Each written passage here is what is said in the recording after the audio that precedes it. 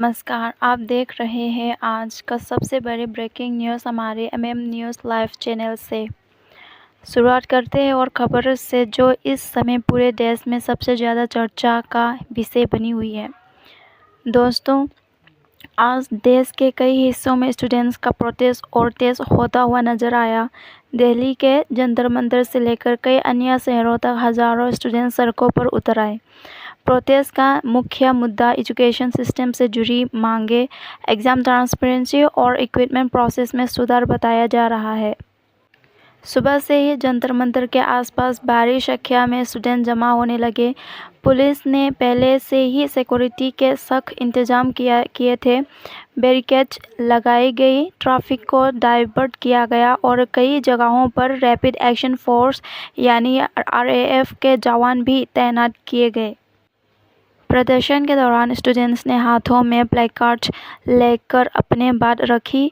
कई बैनर्स पर लिखा था कि स्टूडेंट्स सिर्फ अपनी आवाज़ सरकार तक पहुंचाना चाहते हैं और उनके मांगों पर गंभीरता से विचार किया जाए। शुरुआत में प्रोटेस्ट शांतिपूर्ण रहा, लेकिन दोपहर के कुछ बाद जगहों पर भीड़ भरने के कारण पुलिस और प्रदर्शनकारियों के बीच धक्का-मुक्की की स्थिति बन गई। पुलिस ने भीड़ को नियंत्रित करने की कोशिश की और कुछ इलाकों में सुरक्षा और बढ़ा दी गई। कुछ रिपोर्ट्स के मुताबिक कुछ लोगों को हल्की चोट भी आई, जिन्हें तुरंत मेडिकल असिस्टेंस दी गई। हालांकि आधिकारिक एजेंसीज ने लोगों से अपील की है कि किसी भी अफवाह पर भरोसा न करें और सिर्फ आधिकारिक जानकारी पर ही ध्यान दें। इस प्रोटेस्ट का असर सिर्फ दिल्ली तक सीमित नहीं रहा। उत्तर प्रदेश, बिहार, राजस्थान, हरियाणा, पंजाब, मध्य प्रदेश और नॉर्थ ईस्ट के कुछ इलाकों में भी स्टूडेंट्स ने सॉलिडेरिटी मार्च निकाला। कई यूनिवर्सिटीज़ के बाहर स्टूडेंट्स ने शांतिपूर्ण धरना दिया। सोशल मीडिया पर भी यह मुद्दा पूरे दिन ट्रेंड करता रहा। हजारों लोगों ने अपनी राय रखी। कुछ लोग स्टूडेंट्स की मांगों का समर्थन कर रहे थे, जबकि कुछ लोगों का कहना है कि बातचीत के माध्यम से समस्या का समाधान निकाला जाना चाहिए। एजुकेशन एक्सपर्ट्स का मानना है कि अगर स्टूडेंट्स और सरकार के बीच खुला संबंध हो तो कई समस्याओं का हल निकाल सकता है। कई प्रोफेसर और एकेडमिशियन ने भी अपील की है कि शांति बनाए रखते हुए बातचीत का रास्ता अपनाया जाए।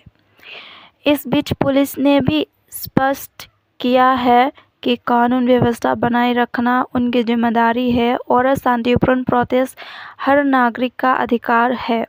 उन्होंने लोगों से सहयोग की अपील की है ताकि किसी भी प्रकार की हिंसा या अफरा-तफरी ना हो।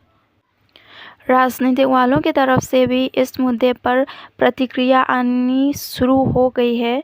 कुछ नेताओं ने स्टूडेंट्स की बात सुनने की मांग की है, जबकि कुछ ने प्रोटेस्ट के तरीके पर सवाल उठाई है।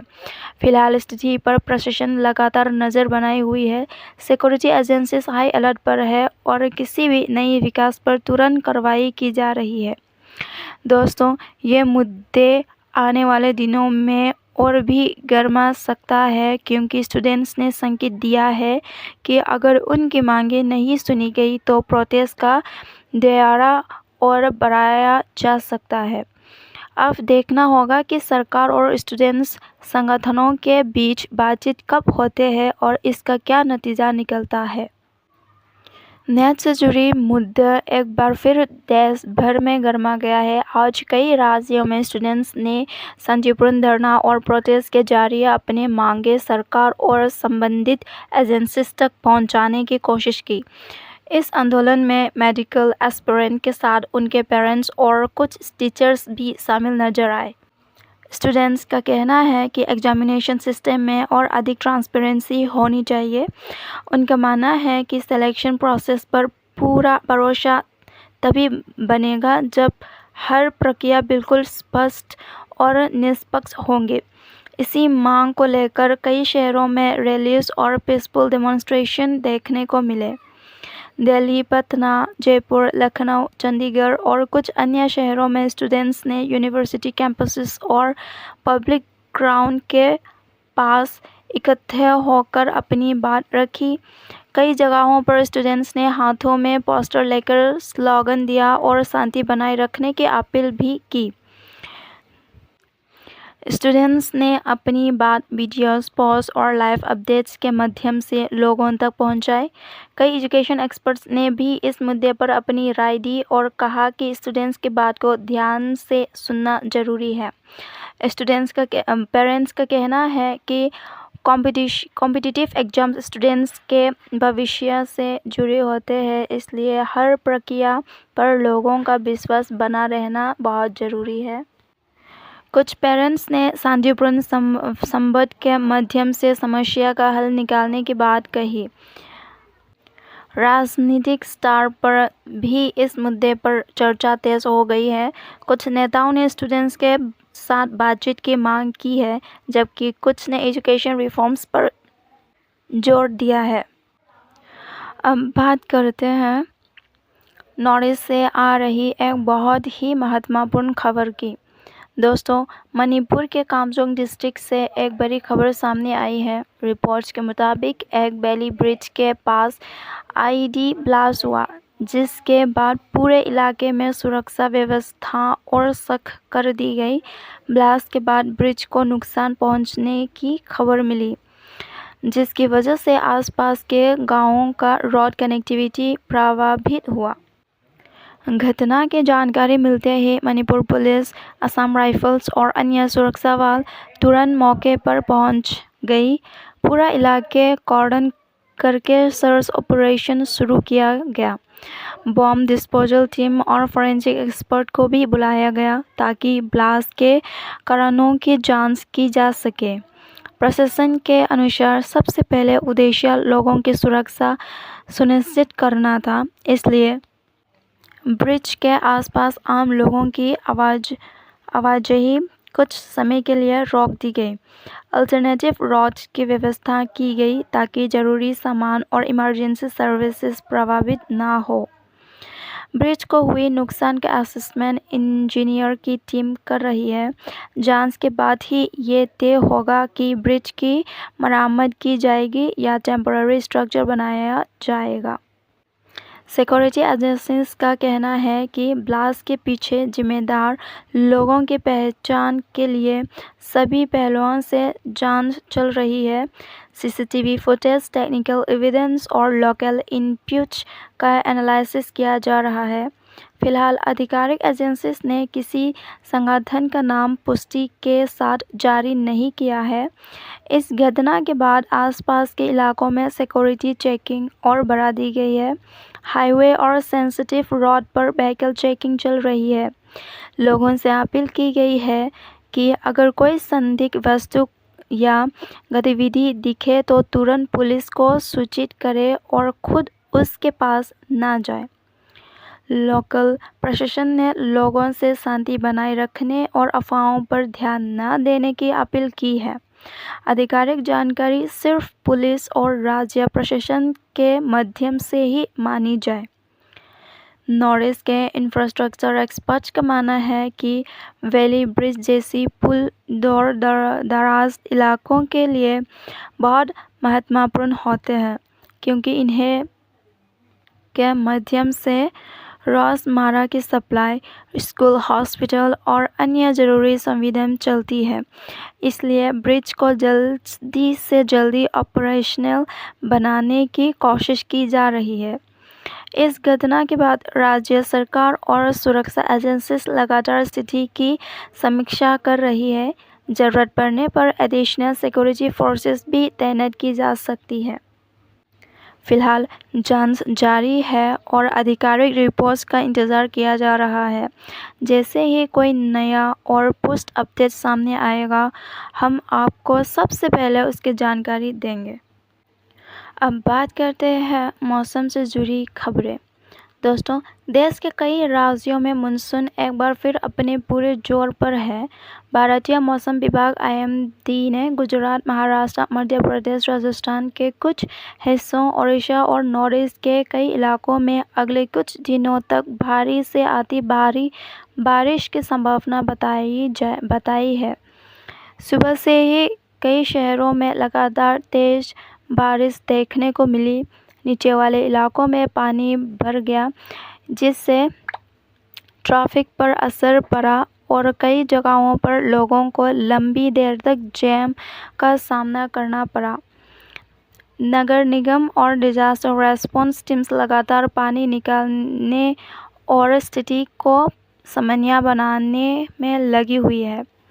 मौसम विभाग के अनुसार कुछ नदियों का जलस्तर भी बढ़ रहा है, इसलिए नदी के किनारे रहने वाले लोगों को सतर्क रहने और आधिकारिक निर्देशों का पालन करने की सलाह दी गई है। ज़रूरत पड़ने पर कुछ इलाकों में लोगों को सुरक्षा स्थान पर ले जाने की तैयारी भी रखी गई। पहाड़ी राज्यों में भी लैंडस्लाइड का खतरा बना हुआ है। इस वजह से कई सड़कों पर सावधानी के साथ यात्रा करने की सलाह दी गई है। यात्रा पर निकलने से पहले मौसम और रोड की आधिकारिक जानकारी देखने की अपील की गई है। नॉर्थ ईस्ट के कई इलाके में लगातार बारिश के कारण खेती और ग्रामीण सड़कों पर भी असर देखने को मिल रहा है। कुछ गांवों में पानी भरने की खबरें आई है, लेकिन प्रशासन ने राहत और बचाव की टीम को तैयार रखा है। बिजली विभाग ने भी लोगों को चेतावनी दी है कि तेज बारिश और आंधी के दौरान टूटे हुए इलेक्ट्रिक वायर से दूर रहे। किसी भी इमरजेंसी की स्थिति में तुरंत लोकल एडमिनिस्ट्रेशन या इमरजेंसी हेल्पलाइन से संपर्क करने की सलाह दी गई है।